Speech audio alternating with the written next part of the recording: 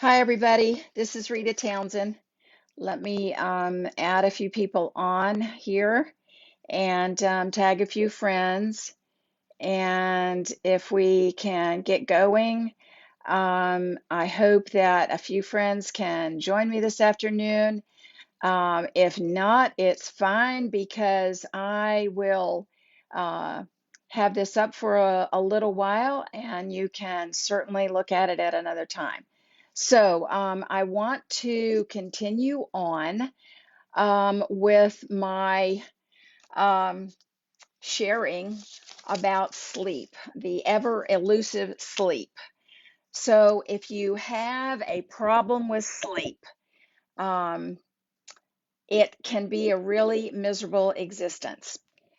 So somebody let me know if I'm having a problem with my ear pods again today because I'm hoping that they're functioning just right. So let me, by way of review, last week we talked about foods that are they're big sleep disruptors. They do not promote good sleep.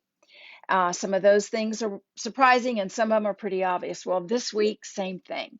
I think you're going to be very surprised at some of the foods on this list that will help you sleep. But the thing about it, get out your notepad because they're very simple.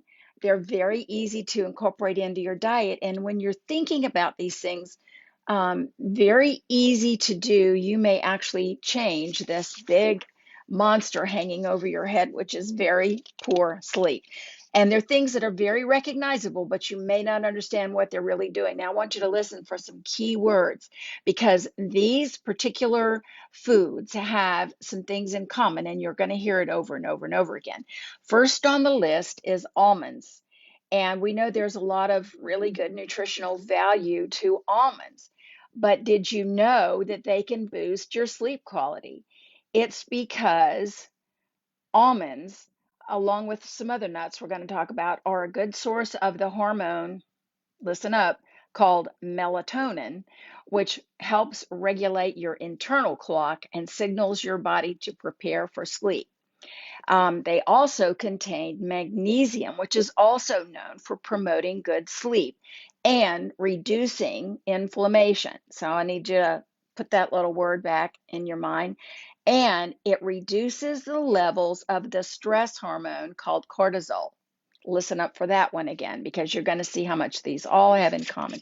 So, a good rule of thumb is maybe an ounce of almonds, and this is something that you can actually do at bedtime. Some of these other things you might have to think about a little earlier.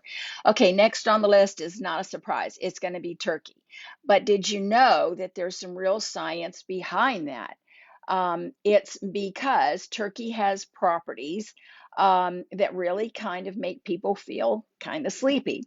It contains an amino acid called tryptophan, but tryptophan increases the production of melatonin.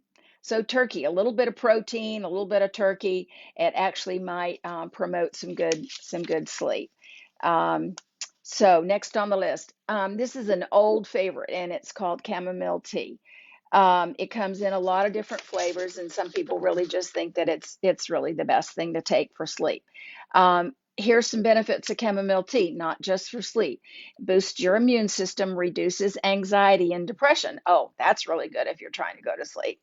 And it has some unique properties that will also improve sleep. It contains something called epigenin, which has a calming effect on your brain and all those brain chemicals that are tuning around in your head. So, a really easy thing to do. The chamomile contains antioxidants and it promotes sleepiness. And it has also been shown to improve the overall quality of your sleep. So, sleep is one thing, but quality of sleep is something else. Now, this one is one of my favorites because it's good and it's low calorie, and that's kiwi. It's very low in calories and contains folates and potassiums, but here it is. Also, it reduces inflammation and lowers cholesterol, but additionally, the ability to sleep through the night without waking. um, kiwi has shown to improve that. So they are also, the effects of kiwi are sometimes attributed to a chemical that helps you regulate your sleep cycle. Yeah, you guessed it, serotonin in your brain. So it also has anti-inflammatory properties. So you see this little thread that's going throughout. They're rich in serotonin and antioxidants, both of which improve sleep quality when eaten before bed. So that's another thing you can actually eat before bed.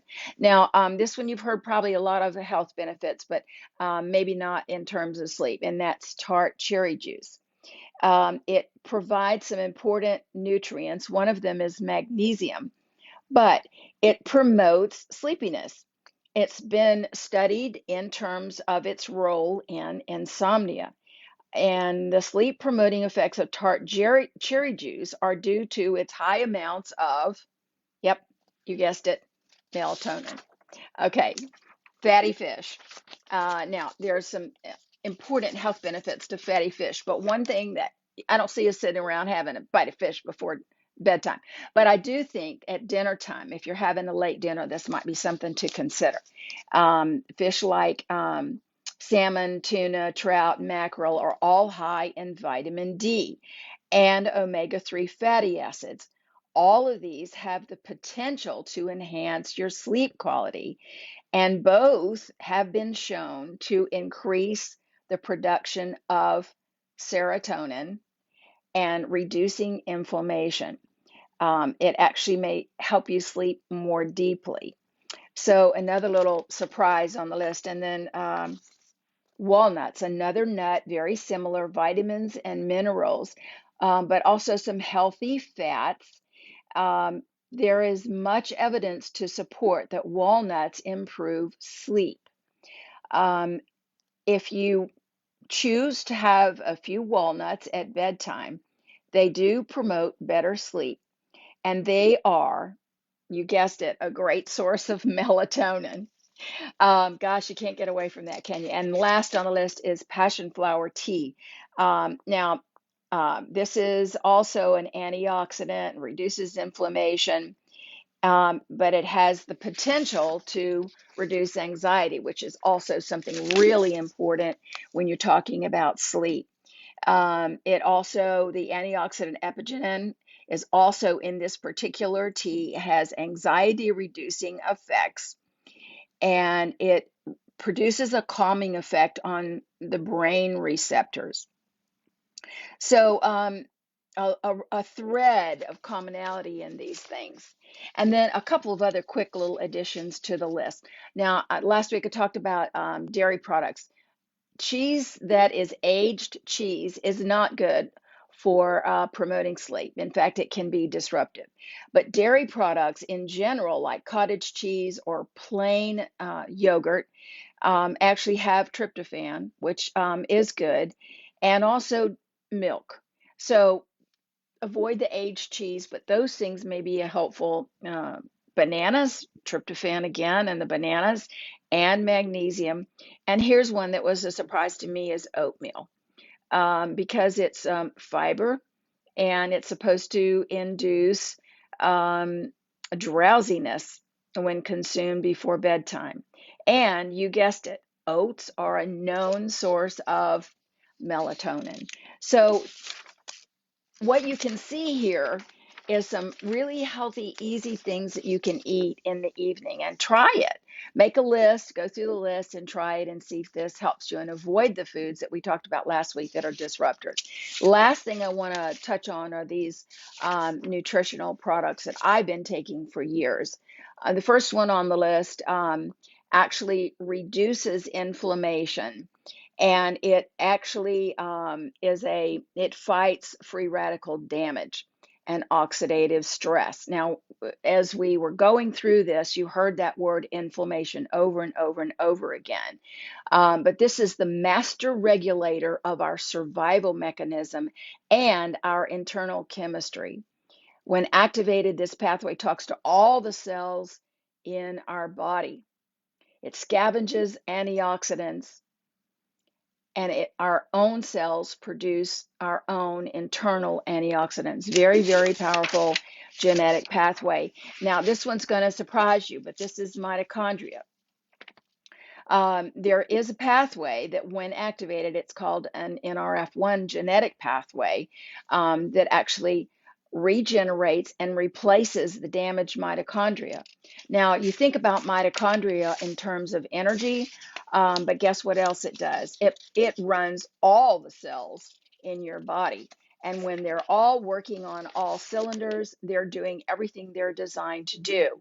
Its sleep is vastly improved when this pathway is working correctly. Now, something else I want to touch on, back to this number one product that I talked about in reducing inflammation and oxidative stress.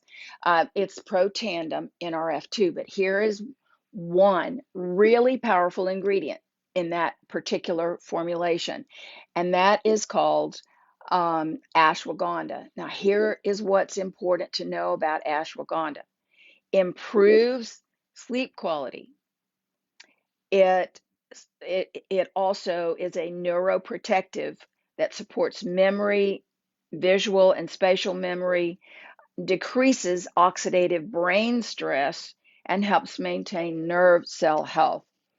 Sleep is critical, and so what we want to know is what we can do to improve sleep. And ashwagandha is known for benefits of good sleep. So that's just one ingredient in that other product. And lastly is one I bet you never heard of, and that's called NAD, which is an activator that activates another pathway in your body. But this one actually upregulates sirtuin. Now, sirtuin is responsible for energy, longevity, metabolism, and regulates our ability to calm inflammation. Inflammation again.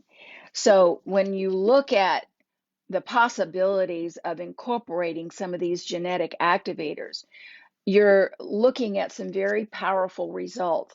This NAD sirtuin activator has 118,626,000 studies on the National Institute of Health. Now, you might have heard of sirtuins because some people upregulate sirtuins by fasting. Now, fasting is about 600 calories a day, and that's not a really good diet for a lot of people. But that's what some people do to actually get regulation of sirtuin. But there is another way to do that. So what I wanted to share with you today are some simple foods that actually promote good sleep. They actually show that you can influence the regulation of your melatonin and serotonin, reducing inflammation, having calming effects. All of those things are a great formula for having better sleep. And if you really want to get into the powerhouse of what your body can do, these last three products that I talked about are three genetic activators, and they have everything to do with what's going on in your DNA, in your genetic pathways. And they are absolutely known to help with sleep, calm, energy, mood, focus, all of those great things. So thanks for joining me today. We did three amazing lessons on sleep. And as I said, these are very simple, but very powerful. So questions, share, comment, always here to help you, and I'll be happy to share my resources with you. So join me next time. Bye, everybody.